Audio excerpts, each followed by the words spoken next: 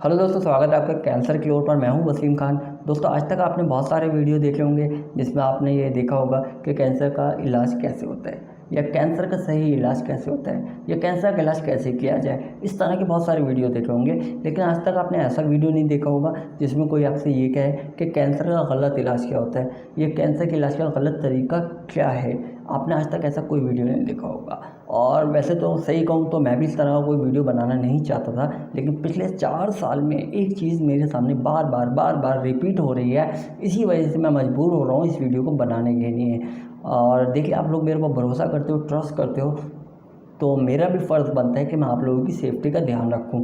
इसीलिए मैं ये वीडियो बना रहा हूं। तो इस वीडियो को गौर से देखना, समझने की कोशिश करना। बहुत इंपॉर्टेंट वीडियो है, क्योंकि आप खुद देखोगे तो समझ जाओगे कितना इम्पॉर्टेंट है। चलिए मैं शुरू करता हूँ। दोस्तों, जब मुझे कैंसर हुआ था और मैं डॉक्टर के पास जाता था दिखाने के लिए, हफ्ते में 1-2 बार अपॉइंटमेंट लेके जाया करता था। तो जब मैं अपॉइंटमेंट लेके जाता था तो वेट करना पड़ता था नंबर का, तो 2-2 3-3 घंटे वेट करना पड़ता था। तो जब मैं बैठा हुआ करता था तो वहाँ मुझे और दूसरे कैंसर के पेशेंट्स मिला करते थे, तो उनसे मेरी बात हुआ करती थी। मैं उनसे पूछता था कि आपको कौन सा कैंसर है, कब डिटेक्ट हुआ, किस स्टेज पे है, क्या इलाज चल रहा है, क्या खर्चा है, हर बात पूछा करता था। दोस्तों, ऐसे ही जब मैं डॉक्टर के पास जाता था, पूछता था, ऐसे ही जब मैं रेडिएशन कराने जाता था, वहाँ भी मुझे अलग अलग कैंसर के पेशेंट मिलते थे, उनसे मेरी बात होती थी। मैं कीमोथेरेपी के लिए जाता था, वहाँ भी अलग अलग पेशेंट मिलते थे, उनसे मेरी बात होती थी। मैं टेस्टिंग के लिए आता था, वहाँ भी मुझे अलग अलग लोग मिलते थे, उनसे मेरी बात हुआ करती थी। तो ओवरऑल कहने का मतलब ये है कि बहुत सारे लोगों से मेरी बात हुआ करती थी, पिछले 4 साल में होती चली आ रही है। तो इन 4 सालों में जो मुझे पेशेंट्स मिले हैं, वो मैंने जो उनको डिवाइड किया है, 4 पार्ट में डिवाइड किया है। मुझे अब तक 4 तरह के पेशेंट मिले। 4 तरह के पेशेंट कौन थे, मैं आपको ये बताता हूँ। पहले नंबर का पेशेंट वो थे जिनको नया नया कैंसर डिटेक्ट हुआ था, या जो पहली बार डॉक्टर को दिखाने आए थे, ठीक है। दूसरे नंबर के पेशेंट वो थे जिनको कैंसर डिटेक्ट हो गया था, उनका इलाज चल रहा था, ठीक है। तीसरे नंबर के पेशेंट वो थे जिनका कैंसर ठीक हो चुका था, जो सिर्फ फॉलोअप के लिए आते थे, चेकअप के लिए आया करते थे, ठीक है। इसके बाद चौथे नंबर का पेशेंट, ये दोस्तों चौथे नंबर का जो पेशेंट है, ये मेन पेशेंट है, इसके ऊपर ध्यान देना, बहुत ज़्यादा गौर से सुनना। चौथे नंबर के पेशेंट वो हुआ करते थे जिनको कैंसर हुआ, उसके बाद वो ठीक हो गए, और उसके बाद कुछ ही मंथ में, मतलब कुछ ही महीनों में, विद इन अ मंथ, मैं साल की बात नहीं कर रहा हूँ, विद इन अ मंथ उनको कैंसर लौट के आ गया। और कैंसर ऐसा लौट के नहीं आया, बहुत खतरनाक कैंसर लौट के आया, 3 स्टेज का, 4 स्टेज का कैंसर लौट के आया। ज़्यादातर लोग ऐसे थे कि जिनको 4 स्टेज का कैंसर लौट के आ गया, वो भी कुछ ही महीनों में, और डॉक्टर ने ये कह दिया कि अब हम कुछ नहीं कर सकते, आपके पास 2, 4, 6 महीने का टाइम बचा है, बस। तो दोस्तों, ये चौथे नंबर के पेशेंट थे, इन सब के बीच में मैंने एक चीज़ देखी जो कॉमन थी। मतलब चौथे नंबर के जितने भी पेशेंट थे, उन सब के बीच में एक चीज़ कॉमन थी, और वो था उनका ट्रीटमेंट। वो ट्रीटमेंट उन सब के साथ, जितने भी लोग हुए थे उन सब के साथ वो ट्रीटमेंट था, जिसकी वजह से उनके साथ ये हुआ। और मैं आपको उसी से बचाना चाहता हूँ कि आप उस चीज़ से बच जाओ, उस चुंगल में ना फंसो, ठीक है। इसीलिए मैं ये वीडियो बना रहा हूँ, ठीक है। अब मैंने 4 साल पहले की बात तो मैंने आपको बता दी, ठीक है। इसके बाद अभी 4 महीने 3 महीने पहले मैंने चैनल स्टार्ट किया। उसके बाद मेरी बहुत सारे पेशेंट से बात हुई। तो अभी 1.5 महीने पहले एक पेशेंट का मेरे पास फ़ोन आया, उनको घर से फ़ोन आया था, उनके घर से मेरे पास फ़ोन आया था कि उनको जो था कैंसर था, तो उनकी स्टोमक सर्जरी हुई थी, और उनको साथ प्रॉब्लम ये थी कि उनको बहुत ईचिंग और जलन रहती है, और बैग लीकेज होता है उनका बहुत ज़्यादा, उनकी प्रॉब्लम ये है। तो इसीलिए मेरे पास उनका 1.5 महीने पहले फ़ोन आया था कि भाई इनको बहुत जलन होती है, ईचिंग होती है, इनके साथ क्या करना चाहिए, कैसे ठीक होगा। तो मैंने उन्हें बताया कि क्या करना चाहिए, कैसे इनकी ईचिंग या जलन ख़त्म होगी, बैग लीकेज कैसे ख़त्म होगा। मैंने उन्हें बहुत कुछ बताया, और बहुत कुछ उनसे सीखा भी मैंने। तो करीब 7-8 दिन उनसे मेरी बात हुई, उसके बाद उनकी प्रॉब्लम सॉल्व हो गई, मेरी उनसे बात होना बंद हो गई। तो 1.5 महीने पहले उनका फ़ोन आया था, तो मैंने उनसे पूछा था कि आपका ट्रीटमेंट कब हुआ। तो उन्होंने कहा कि हमारी सर्जरी 1 महीने पहले हुई थी, मतलब उनके जो पेशेंट थे उनकी सर्जरी 1 महीने पहले हुई थी। तो 1.5 महीने पहले मेरी उनसे बात हुई, 1 महीने पहले उनकी सर्जरी हुई थी, मतलब 2.5 महीने हो गए, ठीक है। तो 1.5 महीने पहले उनका फ़ोन आया था मेरे पास। उसके बाद अभी 1.5 महीने बाद उनका फ़ोन लौट के आया मेरे पास। तो मैंने उनसे बात की तो उन्होंने मुझसे कहा कि हम लोग डॉक्टर के पास गए थे चेकअप के लिए, तो डॉक्टर ने कहा कि इनको कैंसर लौट के आ गया है, मतलब 2.5 महीने में ही उनको कैंसर लौट के आ गया है, वो भी 4 स्टेज का कैंसर लौट के आया है। अब हम कुछ नहीं कर सकते, इनके पास 2-3 महीने का टाइम बचा है बस। तो दोस्तों जो ये पेशेंट है, जो अभी ये 2-3 दिन पहले ही मैं बता रहा हूँ, तो ये इनका फ़ोन आया था, ये जो चौथे नंबर के जो पेशेंट मैंने आपको बताए थे ना, ये उनमें से एक थे।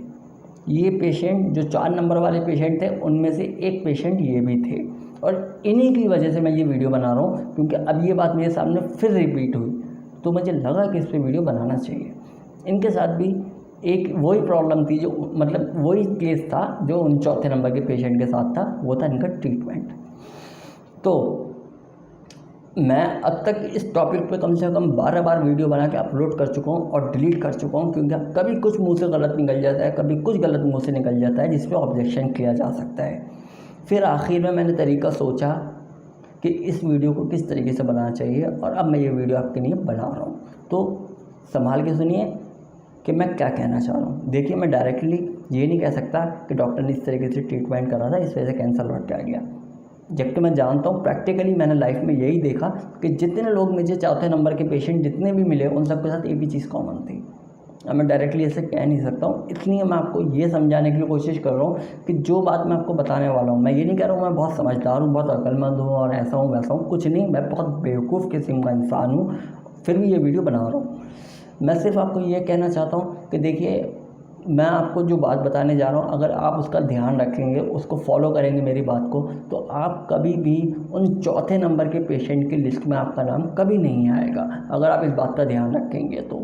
ठीक है, चलिए मैं शुरू करता हूँ। देखिए, जब मुझे कैंसर हुआ था, मैं डॉक्टर के पास गया, डॉक्टर ने कहा तुम्हें कैंसर है। मैंने कहा ठीक है, तो क्या होगा अब? तो उन्होंने कहा इसका इलाज। मैंने कैसे होगा? इन्होंने कहा इसका इलाज लंबा चलेगा। मैंने कितना लंबा चलेगा? उन्होंने कहा 6 महीने इसका इलाज चलेगा। मैंने कहा ठीक है।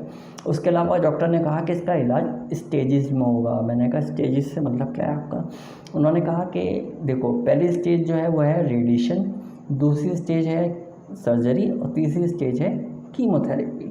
रेडिएशन के अंदर आपके कैंसर को श्रिंक कर दिया जाएगा और उसकी जो जड़ें हैं उन्हें डेड कर दिया जाएगा। मैंने कहा ठीक है।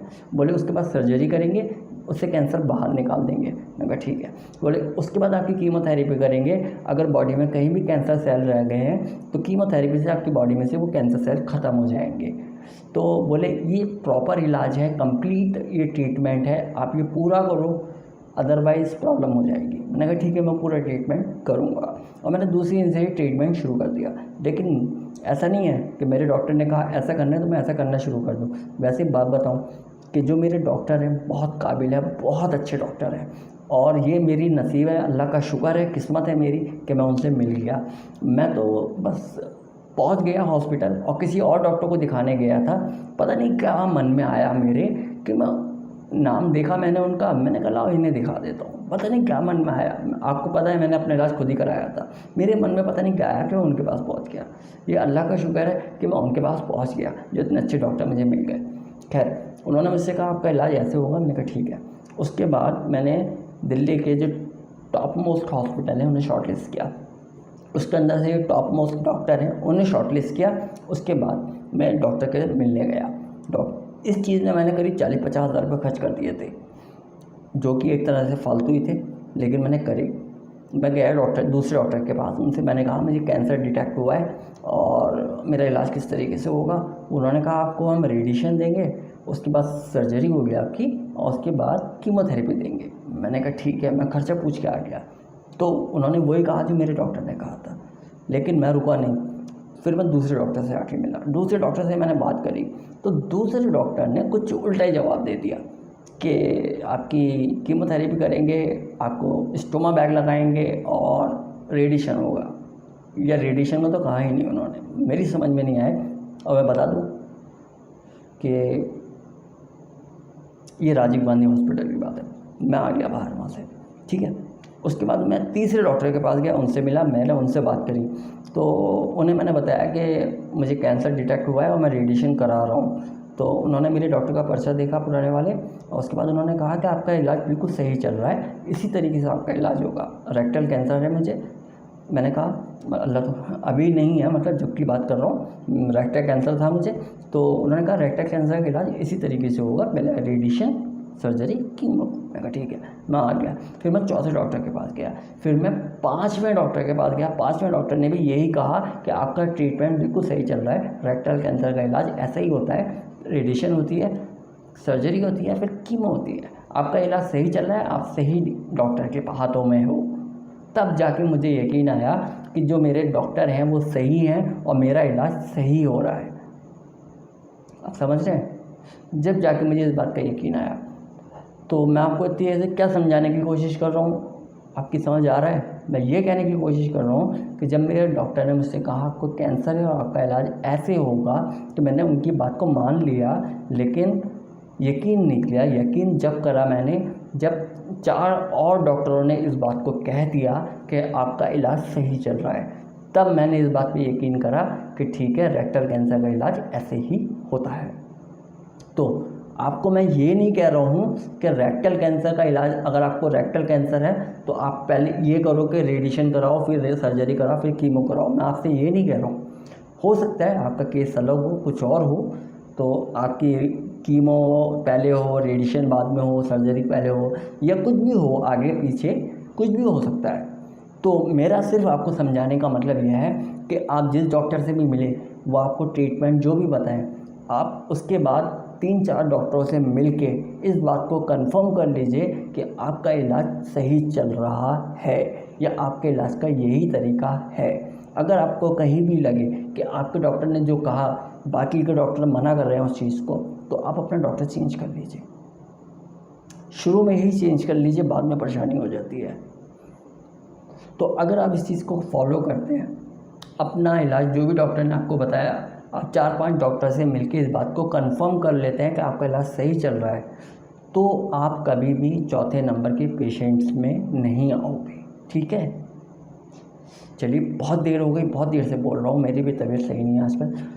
तो मैं आपको सिर्फ यही बताना चाह रहा था कि इलाज जब भी हो तो बहुत अच्छे से सबसे पता कर लेना, पूछ लेना, उसके बाद ही अपने इलाज को कंटिन्यू करना। ठीक है।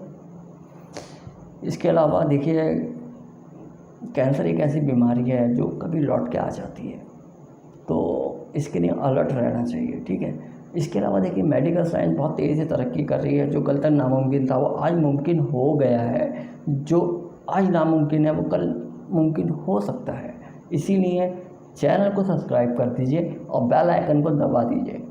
बेल आइकन को दबा देंगे, बेल आइकन ऑन कर दीजिए, चैनल सब्सक्राइब कर दीजिए, ताकि टाइम पे आपको सारे वीडियोस मिलते रहें और सारी जानकारी मिलती रहे। इसके अलावा आपको कुछ भी पूछना हो तो मैंने कैंसर के ऊपर बहुत सारे वीडियोस, क्लोनोस्टोमी पेशेंट के ऊपर बहुत सारे वीडियोस बनाकर अपने चैनल पर डाले हुए हैं। आप मेरे चैनल पर जाओ, आपको बहुत सारी ऐसी जानकारी मिलेगी जो आपके बहुत काम आएगी। ठीक है। इसके अलावा आप कुछ भी पूछना चाहते हैं आप कमेंट करके पूछ सकते हैं, लेकिन कमेंट करने से पहले एक बार चैनल पर जाके सर्च कर लेना अपनी प्रॉब्लम को। हो सकता है मैंने पहले से उसके ऊपर वीडियो बनाया हुआ हो। ठीक है। आपको कुछ भी पूछना है कमेंट करके पूछ सकते हो। वीडियो को लाइक करो मत करो वो आपकी मर्ज़ी है। चैनल को सब्सक्राइब ज़रूर कर देना। ठीक है, ताकि आपको टाइम पे सारे वीडियो मिलते रहे। चलिए, आज की वीडियो में इतना ही, मिलते हैं अगले वीडियो में।